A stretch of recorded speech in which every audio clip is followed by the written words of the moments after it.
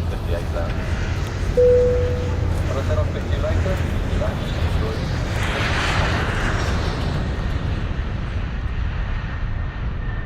Birds. Whoa.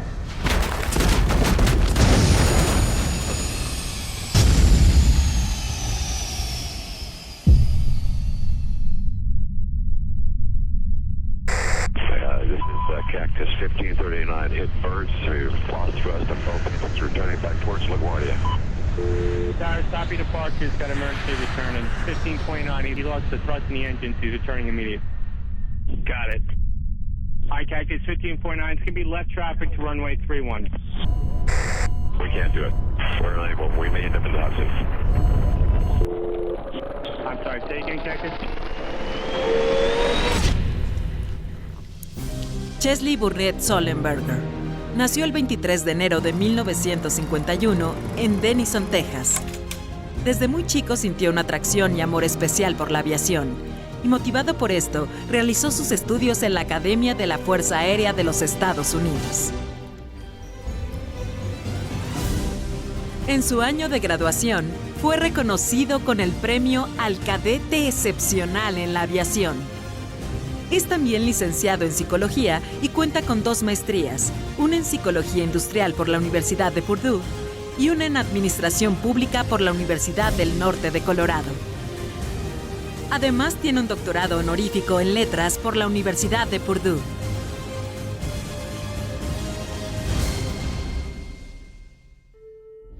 This is one flight that can be forgiven for being late. Lo que podía haber sido una tragedia se ha quedado en un simple susto. Se convirtió en solo minutos en una emergencia para los pasajeros y la tripulación a bordo. Una escapada providencial que los expertos atribuyen a la pericia y la frialdad del piloto para posar el avión sobre el agua. Su valentía, rapidez y calma lo convirtieron en el héroe del milagro en el Hudson. El 15 de enero de 2009, después de registrar más de 20.000 horas de vuelo, el capitán Sullenberger fue conocido a nivel mundial cuando, junto con su tripulación, capitaneó de manera exitosa el vuelo 1549 de US Airways a un aterrizaje de emergencia en las heladas aguas del río Hudson de la ciudad de Nueva York, ya que 2 motores del Airbus A320 que piloteaba perdieron potencia a causa del impacto de una bandada de aves. Sullenberger y su tripulación recibieron el reconocimiento internacional por sus acciones ese día, incluida la aprobación de una resolución del Congreso que reconoce su valentía. Ocupó el segundo lugar en los 100 héroes e íconos más influyentes de 2009 de la revista Time, y fue galardonado con la Legión de Honor, que es la más importante y conocida de las distinciones francesas. El capitán Sullenberger es el autor del bestseller número 1 de The New York Times, Highest Duty, My Search for What Really Matters. Es también autor de Making a Difference, Stories of Vision and Courage from America's Leaders.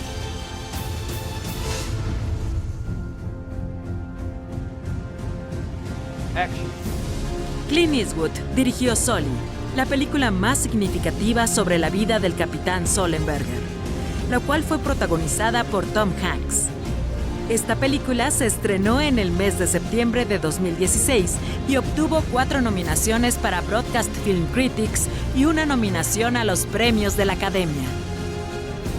El capitán Sully es actualmente miembro del Comité Asesor de Automatización en el Transporte del Departamento de Transporte de los Estados Unidos y realiza ocasionalmente vuelos privados.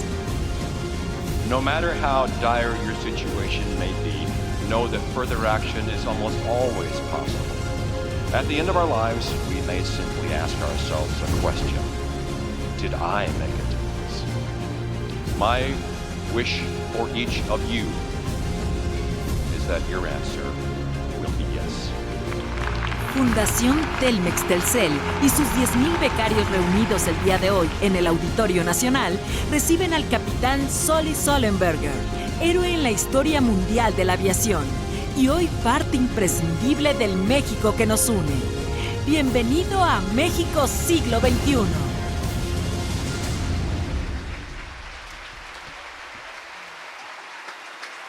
Thank you.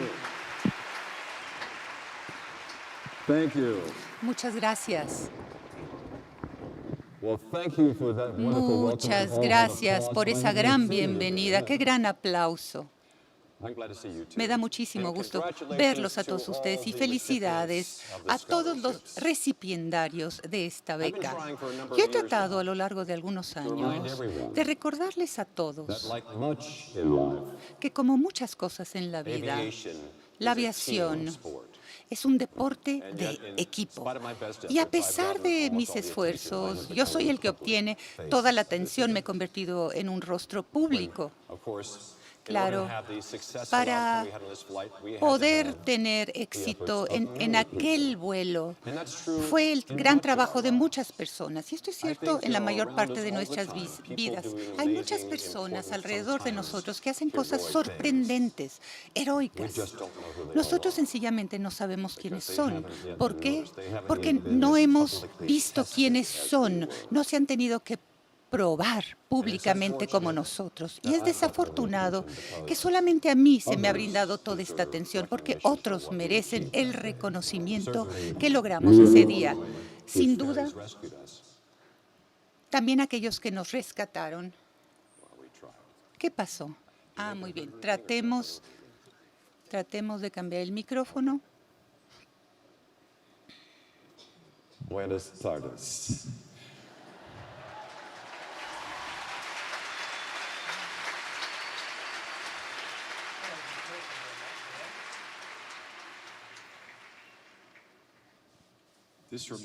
Esto me hace recordar de lo que pensé en cuanto a la tecnología y a la automatización. Aquellos de ustedes que dudan la importancia del elemento humano, que a veces sí tengo que admitir que somos la parte más impredecible de los sistemas de seguridad, pero recuerden ustedes que es el sistema más adaptable, más resiliente.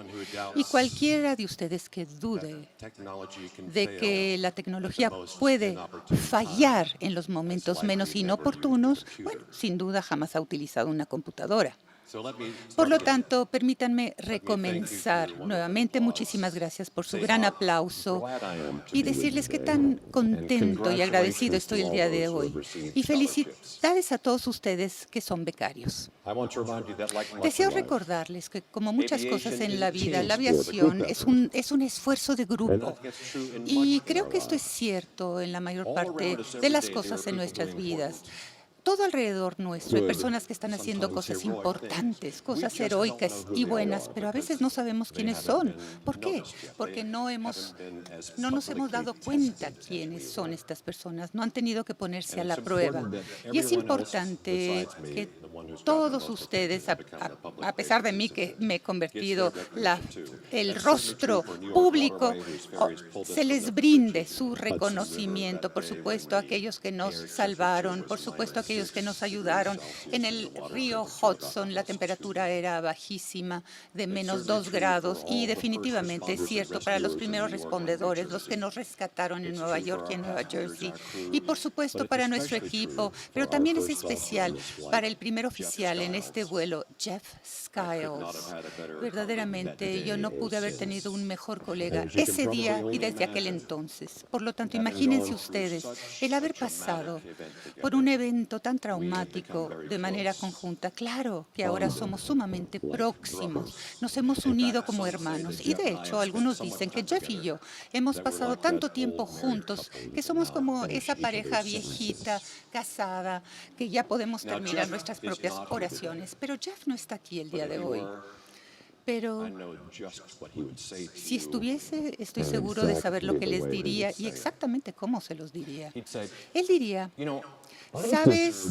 Yo merezco algo de reconocimiento también, porque yo era el que estaba volando el vuelo cuando golpeamos ese grupo, esa cantidad de aves ese día. Pero ese es Jeff.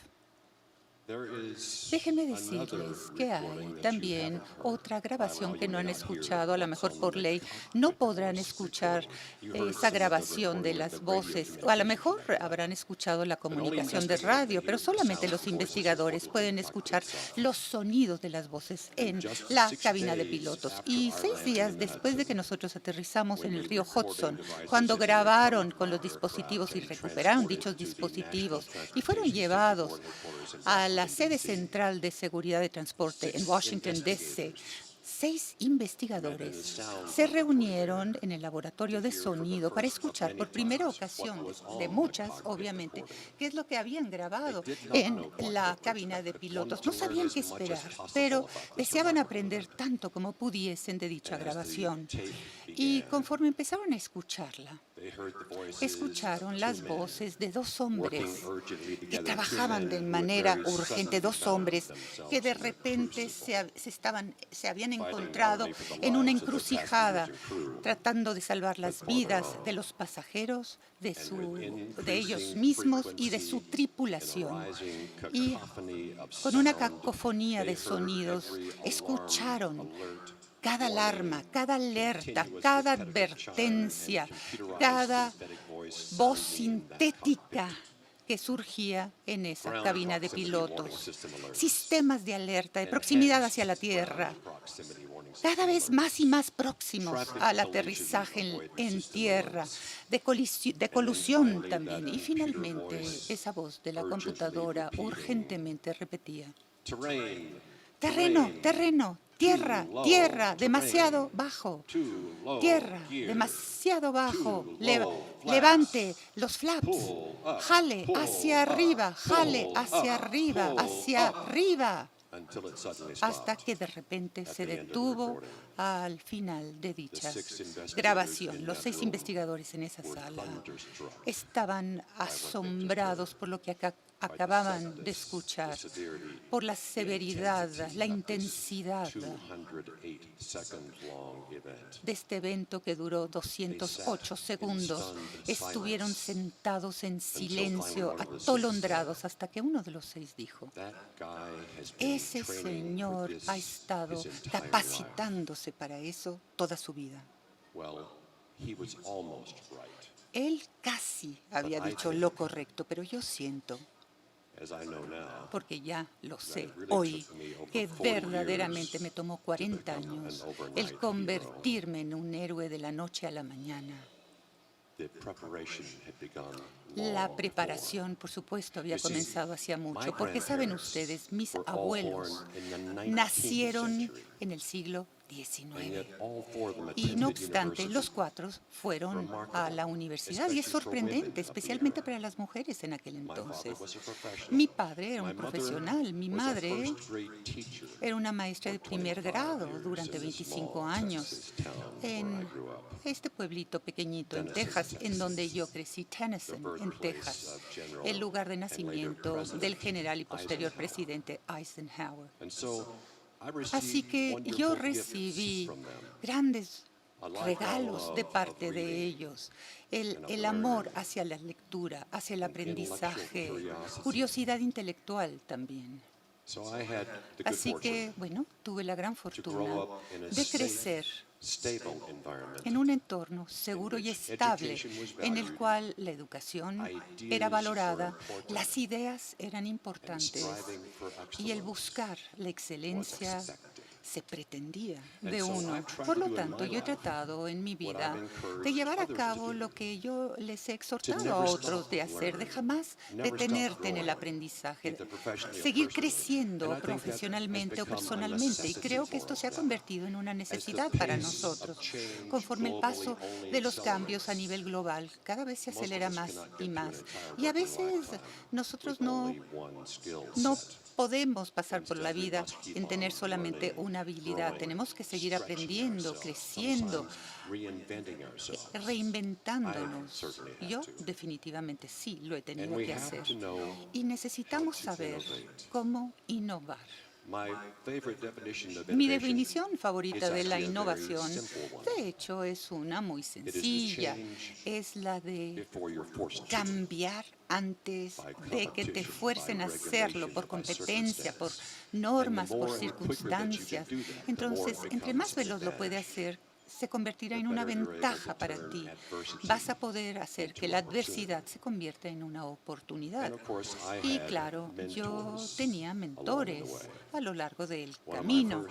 Uno de los primeros fue mi instructor de vuelo que me enseñó cómo volar. Era un hombre que se llamaba L.T. Cook Jr. Y él llevó a cabo dos cosas que los mentores siempre hacen. Son cosas importantes. Ante todo, él vio el potencial en mí y después me ayudó a llevarlo a cabo. Y mis padres,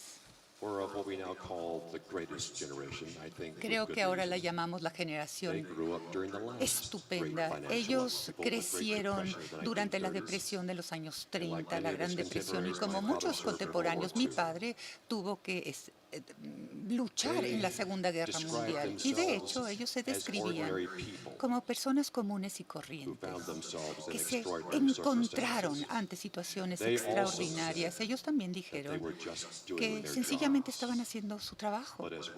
Pero como ya sabemos, con el beneficio de la historia, a lo largo del lente de la historia, sencillamente haciendo su trabajo, ellos salvaron al mundo. Y sin duda tienen valores que pudieron pasarme a mí y que mi esposa y yo le hemos pasado a nuestros hijos, a nuestras hijas, es decir, nuestro deber cívico, no sentirnos apropiados o superiores a los demás, y un deseo de compartir los sacrificios que nuestra sociedad ha tenido que vivir. Sí, todos, inclusive aquellos que no son convenientes. Y a veces, tomando en cuenta todas las distracciones en esta cultura moderna, parece ser que todas estas virtudes cívicas sencillamente se han ido perdiendo entre todo el ruido que nos rodea. Parece ser que ya no sean tan claras como lo eran en aquel entonces. Y a lo mejor nos preguntamos, ¿todavía existen? Pero yo estoy convencido que sí existen.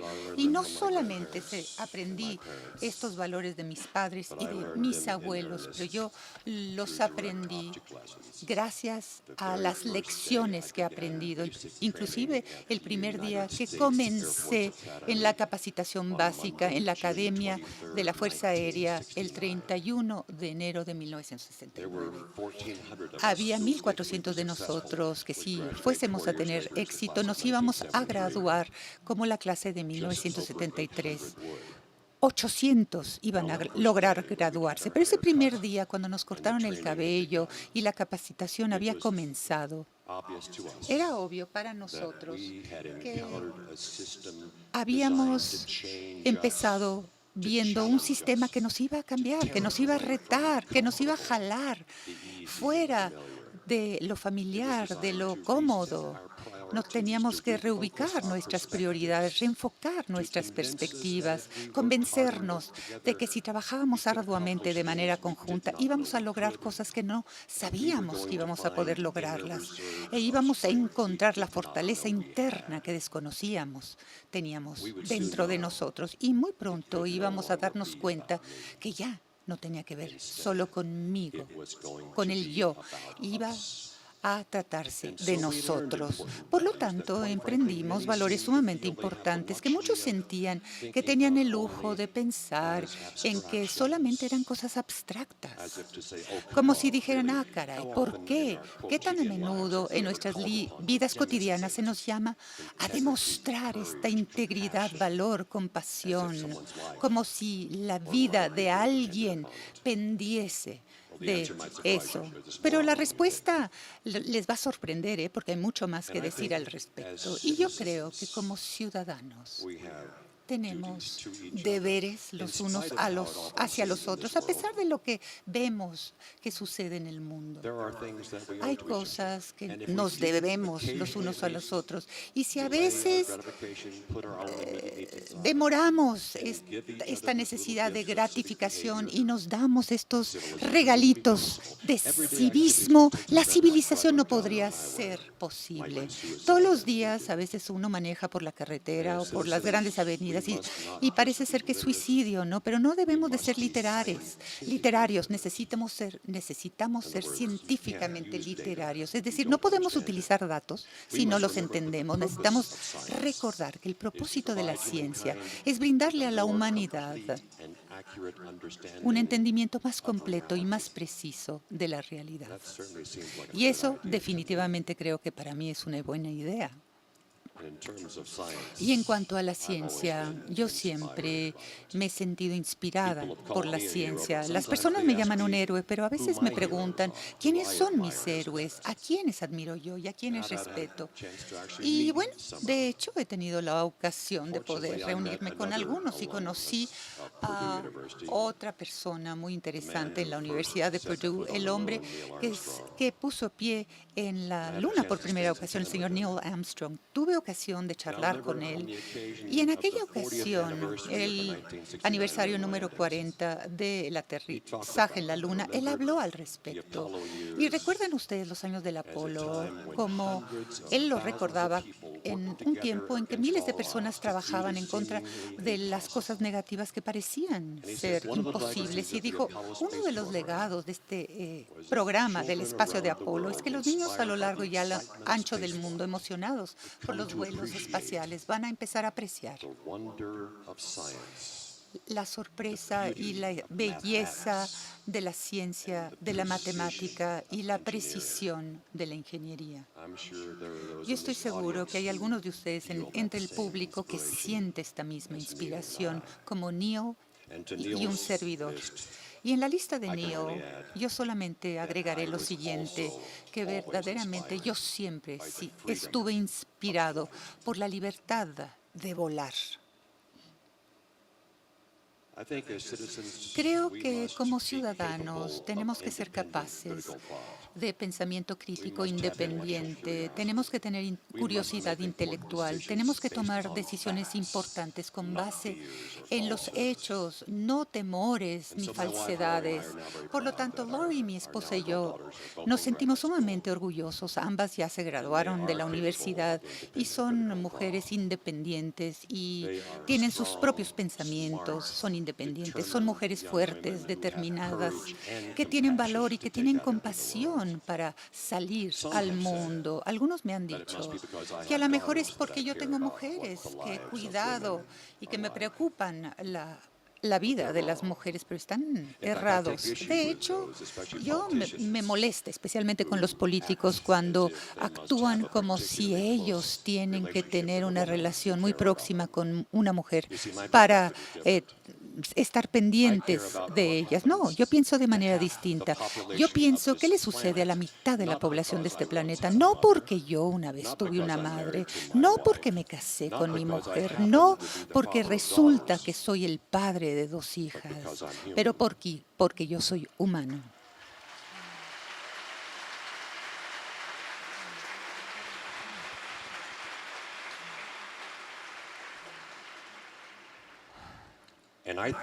Y siento que esa es una gran parte de lo que significa ser un hombre.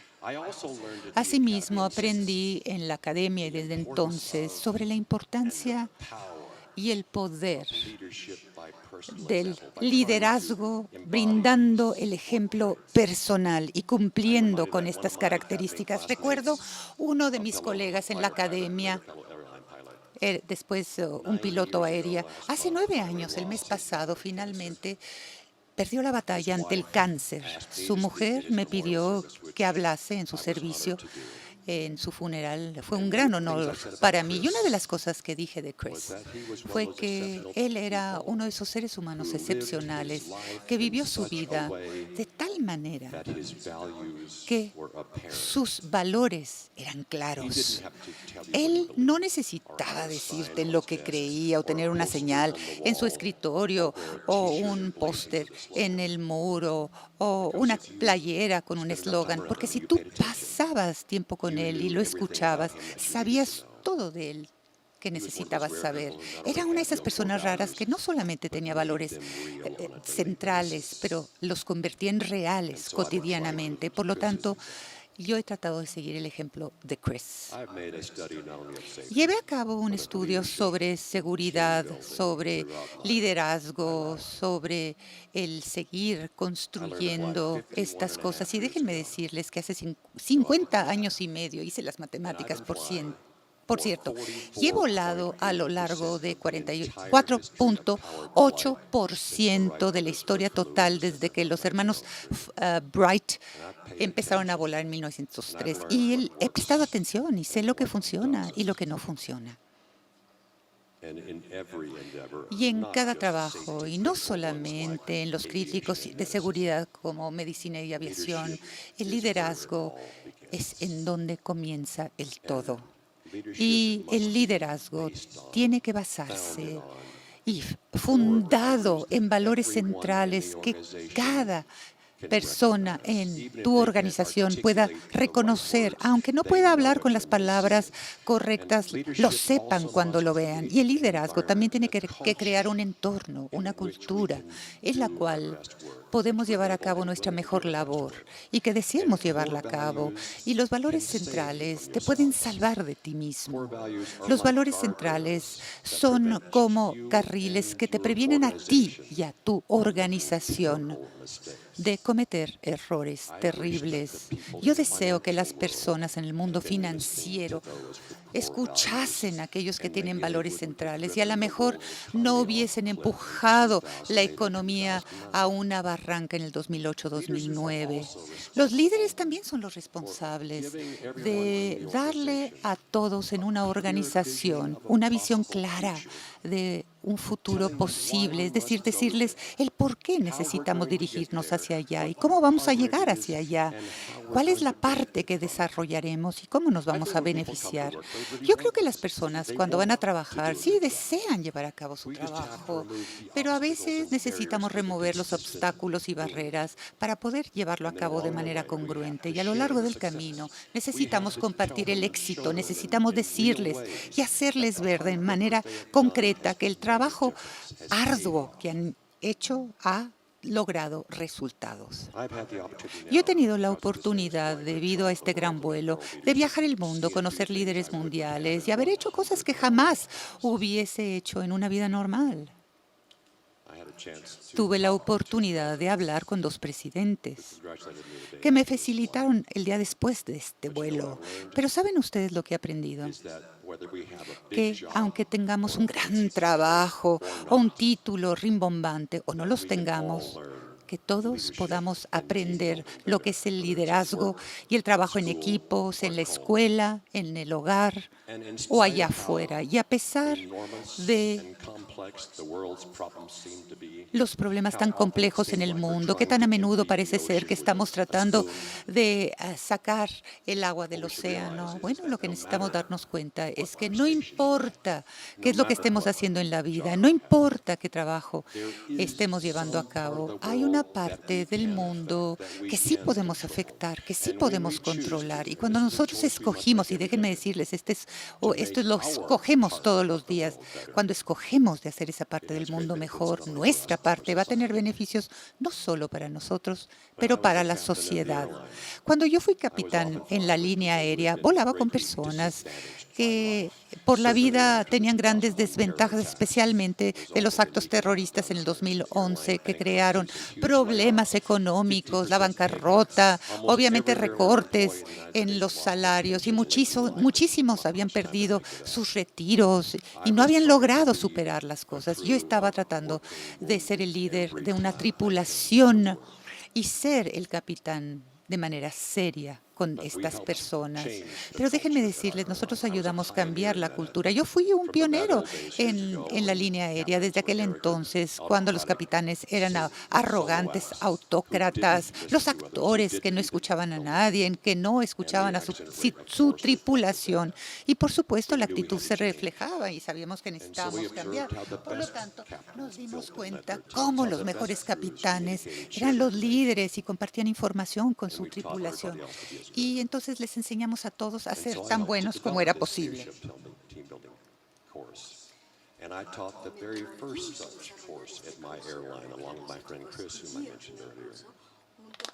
And so now, especially after the mergers have made all the airlines so big, when that means that when you fly a trip, we often fly with people we've never met before. We have to quickly have a meeting and make introductions, and the captain has to set the tone for all that's following.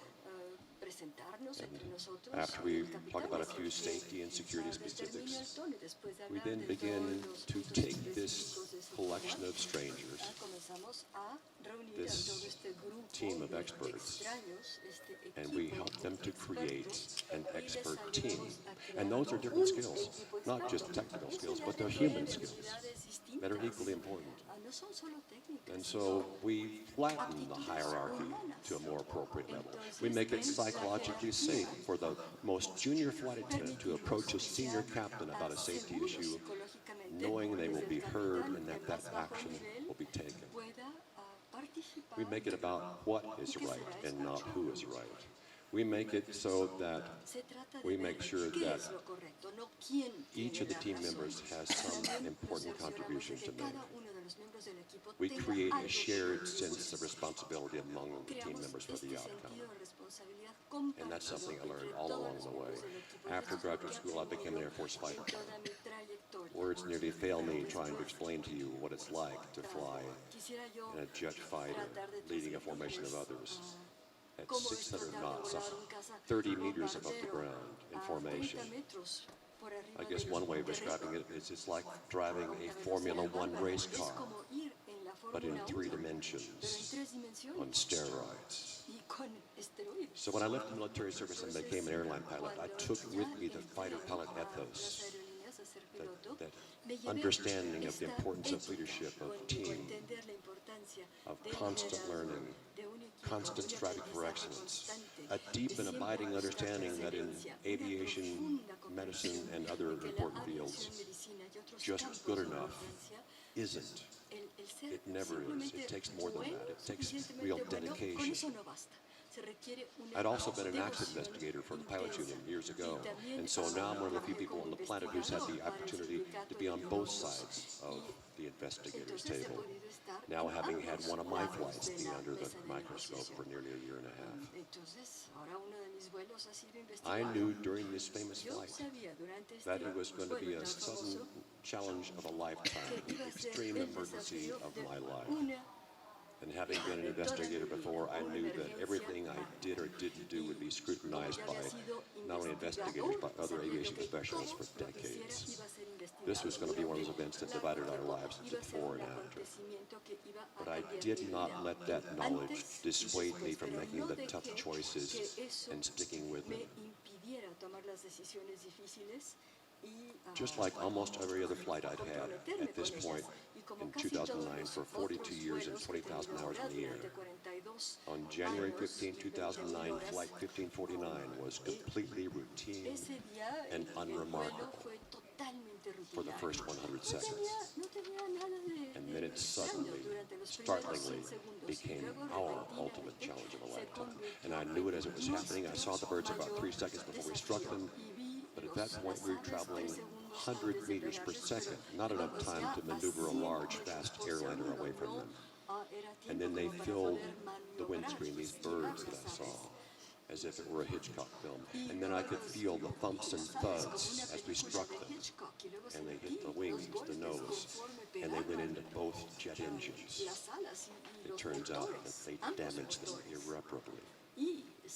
I immediately heard terrible noises and felt terrible vibrations as the engines were being damaged. And then within seconds, I could smell the burning bird odor coming into the airplane, confirmation of what I believed had happened. The thrust loss was immediate and startling. It felt as if the forward momentum of the airplane really stopped in midair. It felt as if the bottom had fallen out of our world. I remember vividly my three thoughts I had in those first few seconds. This can't be happening. A very typical thought rooted in disbelief, followed immediately No puede by, estar pasando, "This doesn't happen to esto no me." puede suceder. No, it's Y for luego, so many no, years esto no I me had pasa a never mí. been so A mí, challenged in an jamás. airplane that I doubt Durante the outcome. tantos años nunca había tenido un reto que no podía yo afrontar. Entonces, cuando primero me di cuenta que, a diferencia de todos esos vuelos durante 4 décadas, iba a terminar de otra manera. Y no me causó problema eso, siempre y cuando pudiera yo resolver el problema. Mi cuerpo respondió de inmediato de manera fisiológica, normal, cuando estamos bajo una enorme presión. Sentí que mi presión sanguínea se alteraba muchísimo. Hice 3 cosas que hicieron toda la diferencia. Me obligué a calmarme. Es una práctica muy común que hemos aprendido durante muchos años. Pero no era posible estar tranquilo, calmado. Pero sí tenemos la disciplina mental para compartimentalizar nuestra mente y enfocarnos en lo necesario. Lo segundo, nunca nos habíamos capacitado para este tipo de emergencia, ni siquiera en el escenario más extremo podríamos haber tenido todas estas cosas sucediendo de manera tan repentina. Y de hecho, en los simuladores de vuelo no era posible practicar un amerizaje. Era simplemente algo teórico. Pero como tenía yo una profunda comprensión, no solo de mi máquina, de mi profesión, y no solo de qué hacer y cómo hacerlo, pero por qué hacemos lo que hacemos, entonces podía yo definir mis prioridades en ese momento. Y tercero, sabía que no tenía tiempo para hacer todo lo que tendría yo que hacer. Entonces, escogí solo las cosas que estaban más alto en la lista, las más altas prioridades, y luego tuve la disciplina de ignorar todo lo demás que no me iba a dar tiempo a hacer. Las vi más bien como distracciones, porque eso podría haber sido negativo. No tenía tiempo de hablar lo que acababa de suceder con mi copiloto, con el primer oficial. Yo sabía que cuando mucho teníamos unos minutos usando la gravedad sin motores para impulsar este movimiento hacia adelante y poder y tenía yo que escoger el mejor lugar posible para hacerlo. Sabía yo también por experiencia que solo había 3 opciones. 2 pistas que estaban relativamente cerca, pero no iba a ser posible alcanzarlas. Y el único otro lugar en todo el área de Nueva York eran las áreas más densas, más desarrolladas, habitadas. Hubiera sido imposible aterrizar ahí. Entonces era el río Hudson. Y después de tomar todas esas decisiones, opté por el río. Pero yo sabía que amerizar, caer en el río, iba a destruir la nave. Entonces tuve que sacrificar algo. Sabía yo que era mucho más importante tratar de salvar todas las vidas, cada vida, y no sabía yo que podía llegar al río, pero sabía yo que iba a destruir el avión, pero ni siquiera lo pensé en ese momento. Y como Jeff me dijo después, qué bárbaro. Una nave de $62 millones haces que aterrice, que americe en el río y te llaman un héroe. Entonces tuve que elegir en cuestión de segundos. En 2 segundos tomé las mejores medidas que podíamos tener. Yo tenía que ser eficaz en el momento. Encendí el motor para ver si se podían recuperar. Encendí también la energía auxiliar, el generador, para por lo menos no perder la computadora. Giré hacia la izquierda. Tal vez pensé tratar de llegar a la pista, me di cuenta que no, y entonces ya en ese momento alineé la nave hacia el río. Pero Jeff y yo jamás habíamos amerizado en un río. Teníamos que preparar a la cabina y hacer un solo anuncio. Y antes de hacer este anuncio, el más importante de mi vida, yo sabía que esto sería investigado durante años. Me tardé 3 o 4 segundos, un tiempo extraordinario para escoger mis palabras con mucho cuidado antes de hablar. Era yo el que tomaba la decisión. Quería sonar confiado, muy confiado, porque sabía yo que la confianza y la valentía se pueden contagiar.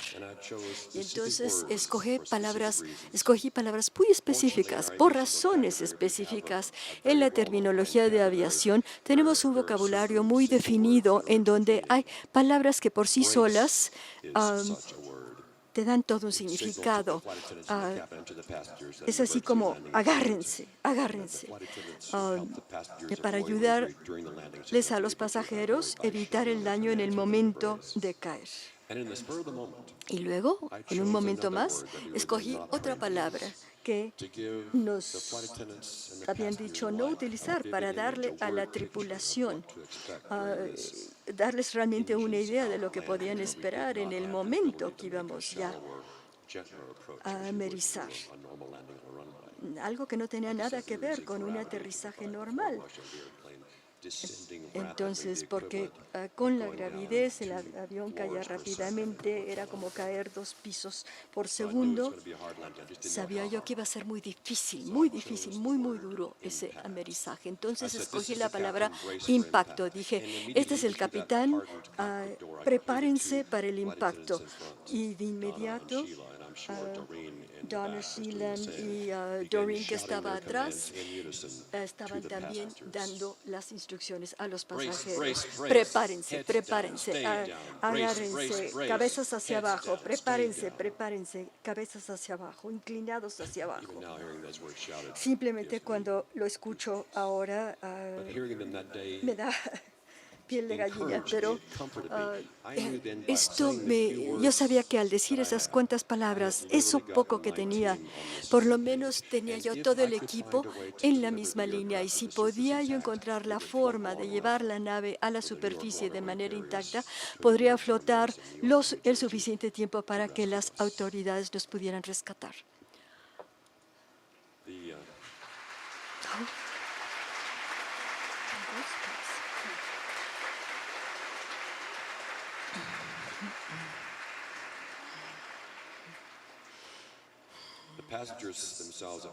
Los pasajeros al inicio, había un gran silencio, y fue solo conforme nos acercamos más al río, los que estaban en la ventana se dieron cuenta que no llegábamos a una pista.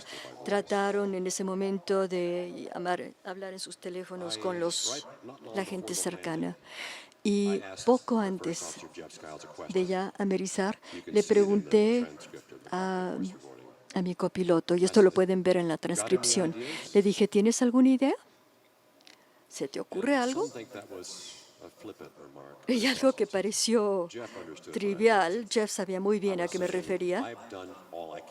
Yo dije, yo ya hice todo lo que pude. ¿Se te ocurre alguna otra cosa que nos ayude a tener más éxito? Y su respuesta fue, no, en realidad no.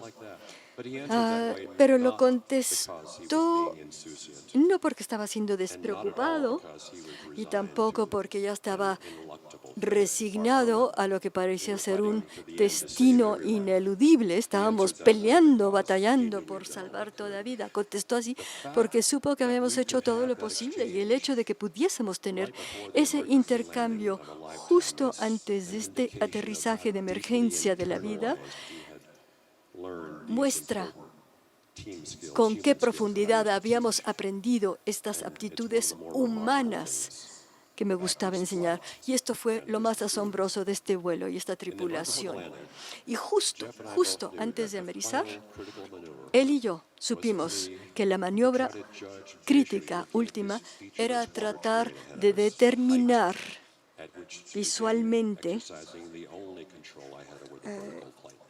determinar cuándo comenzar a ejercer la altura correcta para aterrizar, bajar la velocidad y para finalmente poder caer de manera que no nos dañara, pero caíamos tan rápidamente que si yo hacía un cálculo equivocado, aunque fuera por una fracción de segundo, y comenzaba yo a una altura demasiado pronto, entonces pegaríamos con la punta, la parte delantera del avión demasiado pronto, y eso no sería bueno. Entonces Jeff, al saber todo esto, y claro que no tuvimos tiempo de hablarlo, pero Jeff, puesto que también había sido capitán y llevaba 20,000 horas de tiempo de vuelo, él supo intuitivamente cómo ayudarme.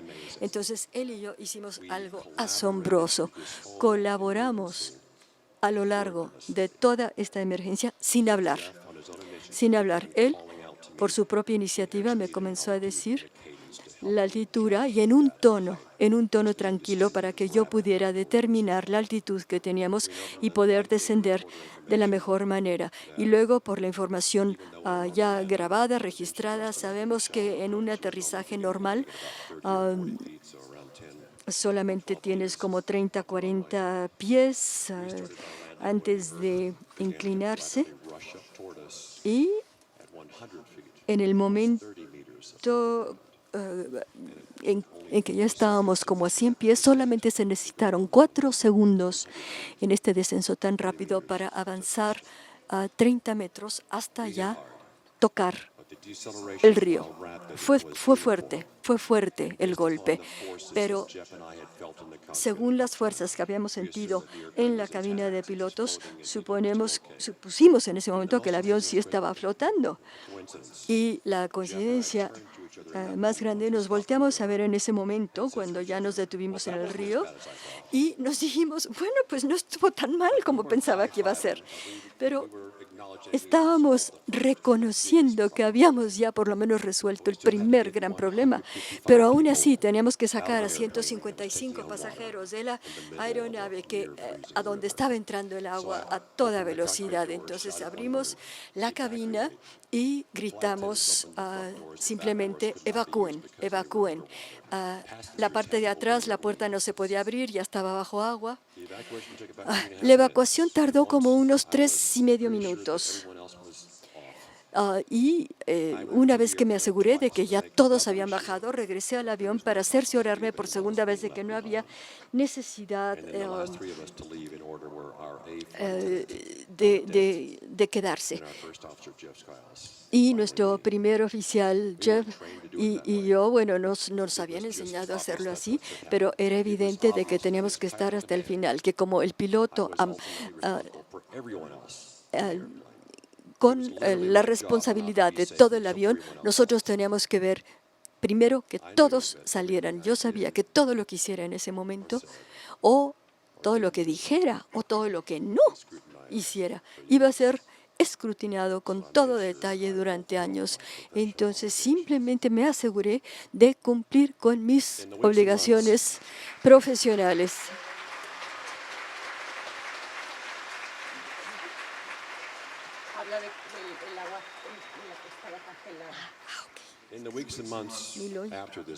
En los meses y semanas después de este amerizaje, algunos colegas de la aerolínea se pusieron en contacto conmigo, gente con la que había yo volado a veces hace muchos años o incluso décadas, y me comenzaron a contar anécdotas que yo ya había olvidado, pero que ellos no, porque algo que yo había dicho o hecho y había ayudado a resolver problemas se les había quedado.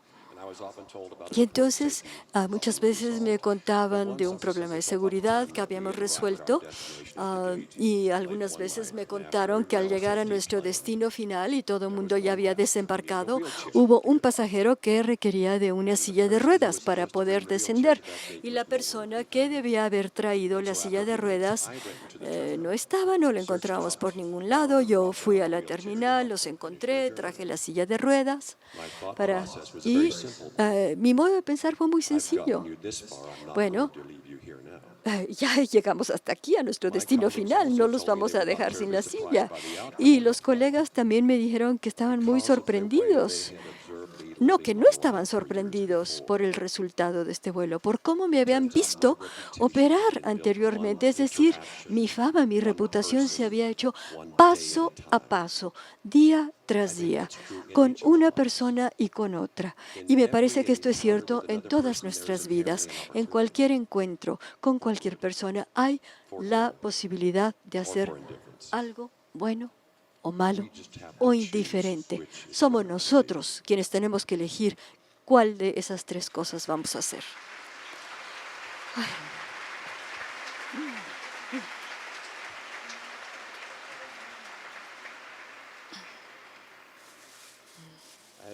As your generation takes the world stage, Conforme la generación de ustedes ya esté en el escenario mundial, pueden estar seguros que yo voy a estar viéndolos muy de cerca, observando las cosas sorprendentes que ustedes van a lograr. Muchas gracias por su tiempo y su atención. Damos la bienvenida en el escenario a Alberto Lati, quien moderará este bloque de entrevista con el capitán Soli. Y les recuerdo que pueden utilizar el hashtag MSXXI para realizar sus preguntas vía Twitter. Un honor, capitán. Permíteme, le doy esto para tener la comunicación. Un honor que esté aquí con nosotros en México. Such an honor. Please. Thank you. Vamos a continuar la conversación. Buenas tardes. Tras este testimonio estremecedor, inspirador, de lo que se vive en momentos de verdad determinantes, momentos de decisión, momentos que terminan por marcar a toda una vida y dar sentido a toda una preparación. Permítame, capitán, una vez más, muchas gracias, un honor conversar con usted. Permítame compartirle, hay generaciones que quedan marcadas por alguna imagen. Sin duda nuestra generación bien pudo marcarse al ver una especie de ballena de acero en pleno río, quizá en uno de los ríos más mediáticos, en pleno Hudson, ante Manhattan, que estaba dando a luz seres humanos que volvían a nacer. Y brotaban seres humanos de esta ballena de acero, de este avión, para creer en los milagros. ¿Creen los milagros, capitán? Well, thank you very much for your generous remarks. Gracias por sus comentarios tan generosos. This event happened at a time Este acontecimiento se dio en un momento y en un lugar donde sí fue muy, muy observado. Se notó. Y me parece que se dio de manera muy contrastante con la historia que estaba sucediendo en el momento de la crisis financiera terrible de 2008-2009. Algunas personas habían comenzado a dudar sobre la naturaleza humana, si solamente estamos llevados por la avaricia, el egoísmo. Y en ese momento llegó un grupo de extraños cuya misión fue que cada vida fuera salvada, y eso dio esperanza. Entonces la respuesta breve a su respuesta es si creo en milagros. No, claro que no. No. Creo en el trabajo muy, muy duro. Creo en tener un profundo sentido de la humanidad, de lo humano. Creo en comprometernos a resolver todos los problemas que podamos. Pero al mismo tiempo, capitán, ¿acaso usted no creía en el silencio o en esa dimensión de silencio hasta que no escuchó el avión? Sin el sonido de los motores, que suelen ser lo que siempre va resonando. ¿Cómo fue ese silencio?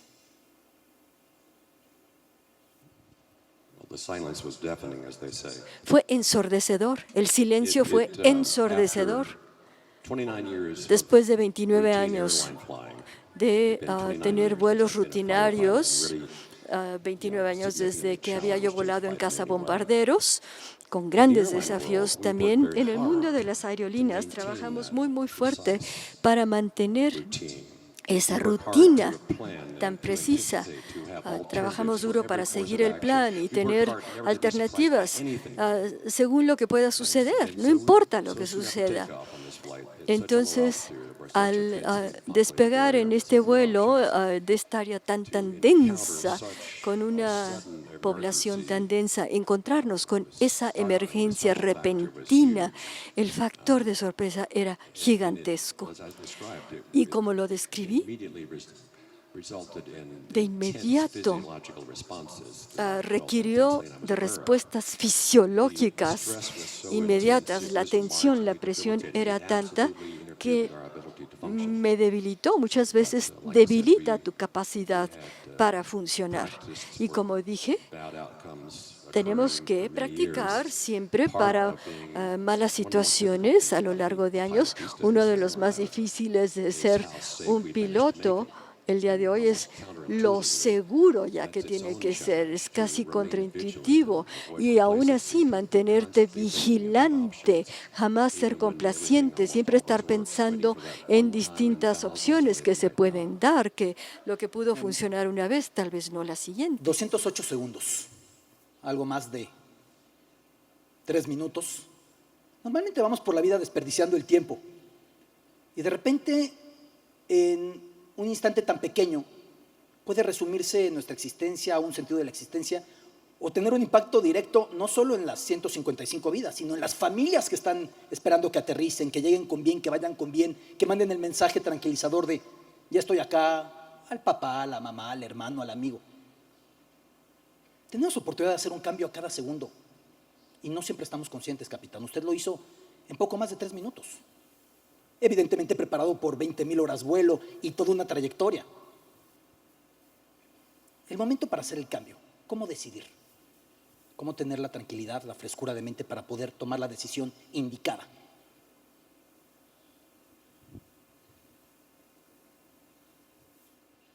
Focus.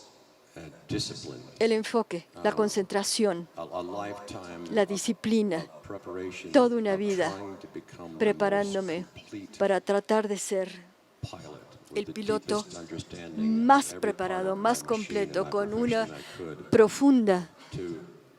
un profundo entendimiento de cada pieza de mi equipo, porque es muy fácil decir 20,000 horas de vuelo, pero que cada vuelo fuese un aprendizaje y también aprender sobre mí mismo. ¿Qué podría yo haber hecho mejor? Estar constantemente aprendiendo. Entonces, en esos momentos, y quedó muy claro, me fue evidente de inmediato la terrible situación en la que estábamos. Y comencé a decir que no permití, pero no, ni siquiera se me ocurrió pensar en otra cosa. Nunca pensé en ese momento en mi esposa, en mis hijos. No pensé más que en cómo volar la nave de manera de manera correcta y resolver cada problema junto con mi tripulación. No sabía yo al inicio exactamente qué pasos iba yo a tomar, pero me sentí confiado de que sí podría encontrar a resolver la situación. Tomé lo que sí sabía y traté de aplicarla a esta nueva situación. A lo largo de 40 años había desarrollado un paradigma sobre cómo pensar, cómo reaccionar, cómo resolver cualquier problema y seguir estando en control. Y sobre todo, al haber volado cazabombarderos, era un orgullo profesional. Por más mala situación en la que estés, hay que sonar bien si te escuchan por la radio. La manera como describo todo ese vuelo, durante 40 años nunca supe qué desafíos tal vez iba yo a confrontar y cómo esos 208 segundos serían. Al mismo tiempo, quizá es un poco metáfora de la vida que en ocasiones lo que parece que es el mayor problema puede ser el camino a la solución. La gravedad era su enemigo. Una caída libre o la caída del avión, como fuera. Y usted terminó utilizando la gravedad a su favor para poderse encontrar de la manera indicada, en el momento indicado, para poder salvar a esa gente. ¿Cómo convertir los problemas en soluciones?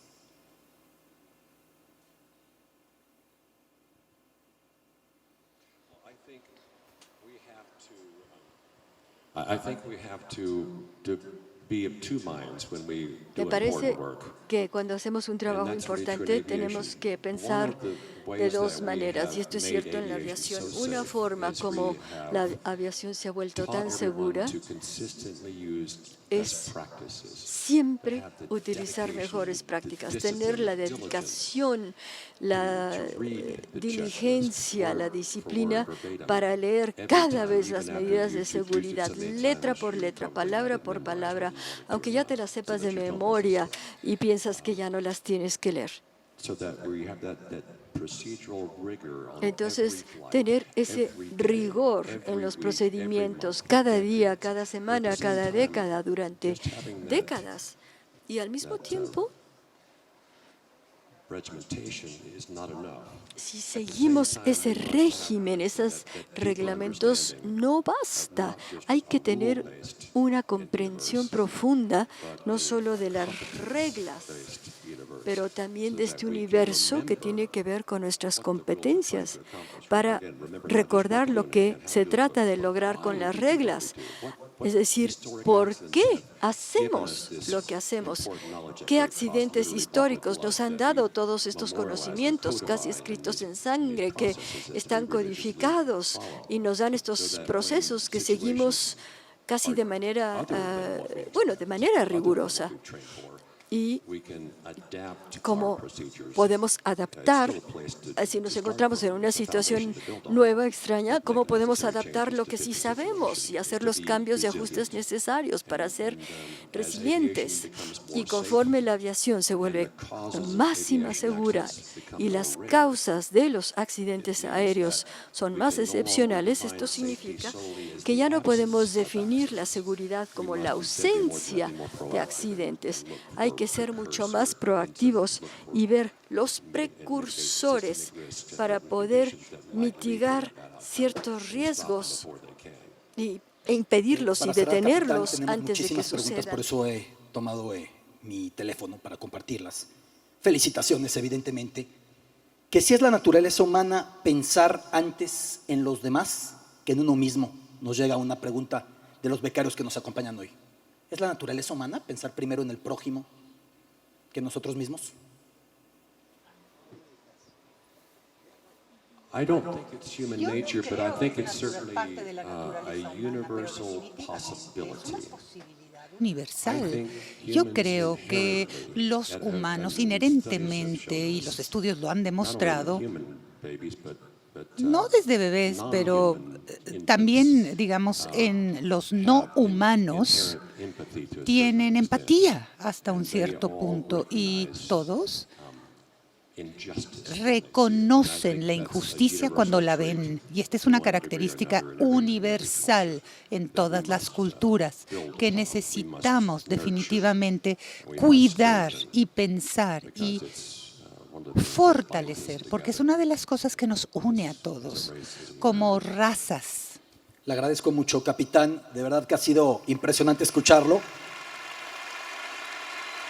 Con un mensaje impactante que es: no hay casualidad, hay estudio, hay trabajo, hay preparación, hay perseverancia y hay que estar listos para los momentos cumbre. Gracias de corazón, capitán. Bienvenido siempre a México. Se queda con el aplauso de los becarios. Gracias. Gracias. Viva México. Por favor, querido.